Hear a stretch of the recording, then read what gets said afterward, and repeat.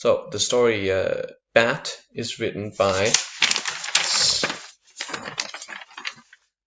by Valerie Varble, and for this presentation, I really want to focus on a couple of things. I want to focus on, first of all, the emotional dissonance of the main character, and really how it is very necessary for humans to be loved. Otherwise, our emotions go wild, and we have all these sort of bad connotations and emotions towards everything, and our world just becomes very terrible when we don't have love in our lives, when we don't have someone to love us.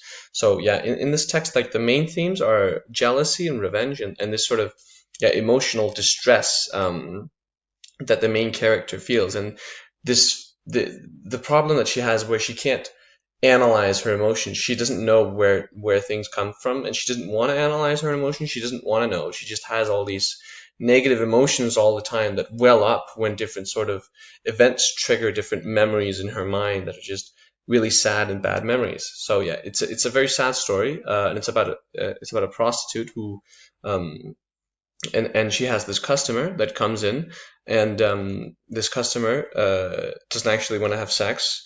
Uh, Instead, he breaks down and says that his wife has cancer. Now, the main character has a sad flashback to her friend and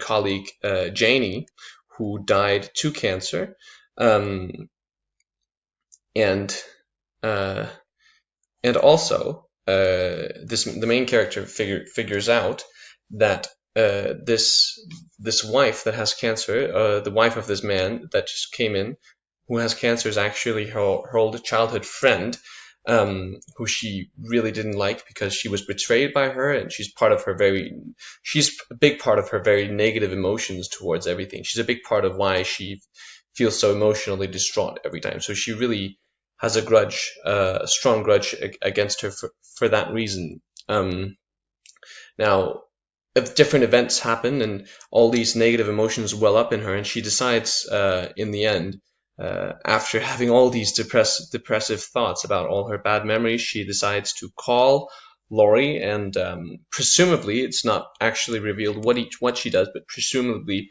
she tells Laurie that her husband had sex with her, or at least he went over to her to have sex, and she touched him, and things like that, right? So the story takes place over 2 days, and it's this sort of thing. It's a sort of thing where the reality is flashbacks is woven in between the actual action. What actually happens in the present is always contextualized. These events that trigger bad memories are always contextualized in the form of flashbacks to her bad memories. It's sort of like, and she keeps getting reminded of these bad memories in different ways. And yeah, all the flashbacks always end sourly. They always end negatively. So yeah, they help contextualize why the situation that she's in feels so terrible. So yeah, the main character who's also the narrator, is a prostitute, and she lives her life a lot in the darkness. She likes her existence to be very little. That's why she lives in the desert. She says it makes her feel like she matters not as much, which is a good thing for her. So she's had a very sad childhood. She didn't have anyone who loved her. Crucially, she was betrayed. All the sort of promises that she had were betrayed. Her friend Laurie once promised to take her to Disneyland, and we can see how important that was for her when she says. When she mentions that the rush of hope was so strong, it felt like pain when she's asked if she wants to go to Disneyland. So there's really, that pain is really shown, how terrible her childhood was. And so one of the things that trigger these negative emotional memories are bats, funnily enough. So bats for her have very strong connotations to her terrible childhood, in different ways. Once she was out on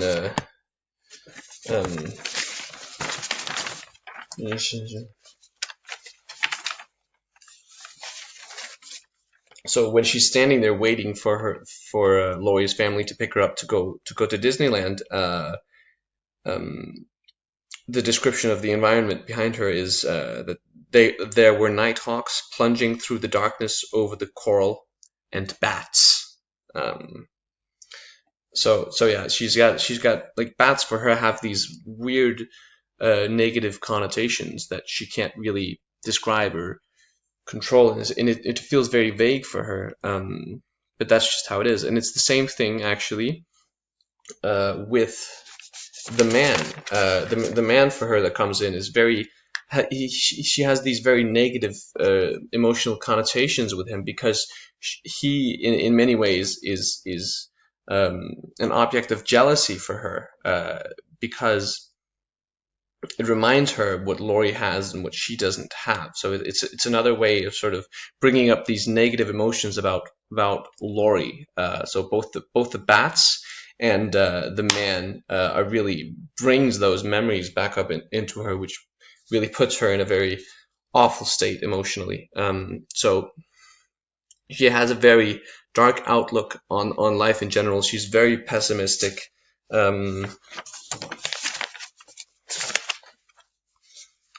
She says to her old friend Janie, who died of cancer, who was her only real friend actually ever, but she died, so she lost that love. That was sort of the only love that is described about her life, at least in the story, and that's something that she lost actually. So she lost love too that she had, and she says to her, describing it's an old flashback where it says, I remember looking at the wreckage spilled across the road, the pulpy mess.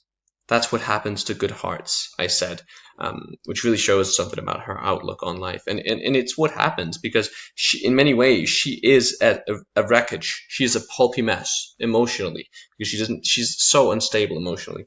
So yeah, the setting that the story takes place in is also very much like her. It's very dark and very empty.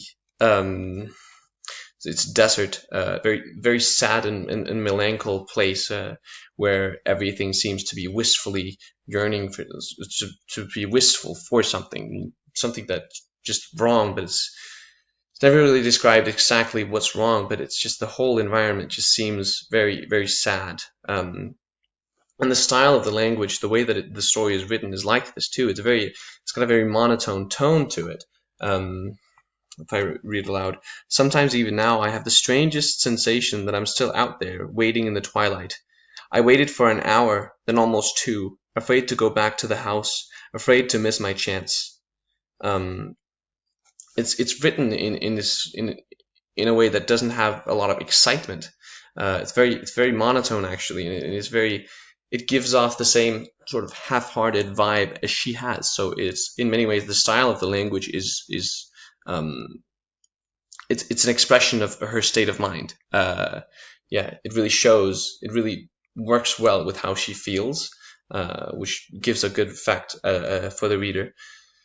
So yeah, it's a very dark story, and it's really about how her emotional state is just terrible because she's been betrayed so many times by different things in her life, and she has these very sort of negative emotions towards random things like bats and these random events and she doesn't quite figure out where these emotions come from, but there's so many negative ones and they just overshadow everything else. And really it's because she hasn't had love. She needed love, but the fact that she lacks love has made her like this. She's jealous, and in the end she resorts to revenge. When she comes to the conclusion that the world isn't fair because good hearts get wrecked, essentially is what she says. She stops being nice, and she turns her sort of bad, terrible emotional state towards other people. She tries to punish Laurie for what she did by telling Laurie that her husband was cheating on her while she had cancer. This is really what she does. Yeah. So it's a very, very dark story about this lack of love that turns into something very terrible. So Romeo and Juliet is an example of how it can be so hard to lose love. It can actually be so overshadowing that the only real answer there seems to be left after the love is gone is to kill oneself. So extreme these emotions can be. Now, um, there's a very large difference between the love in the lack of love, the loss of love in Bat, the story, and in Romeo and Juliet. So in Bat, the lack of love is something that settles very deep inside the main character and really gives her a lot of traumas, a lot of like emotional, deep emotional problems that she can't seem to explain or deal with. She doesn't understand her emotions. While in Romeo and Juliet, their love is it's very intense and it's very much on the surface. It's very purposeful. Like it's very extroverted. It's so much on the outside, and it completely envelops their mind, and it's very clear to them how they feel. But and that's because they lose the love right then and there, right when they both kill themselves, because they think the other is dead. So yeah. Both stories, though, are just stories about how incredibly emotionally damaging it can be to lose love.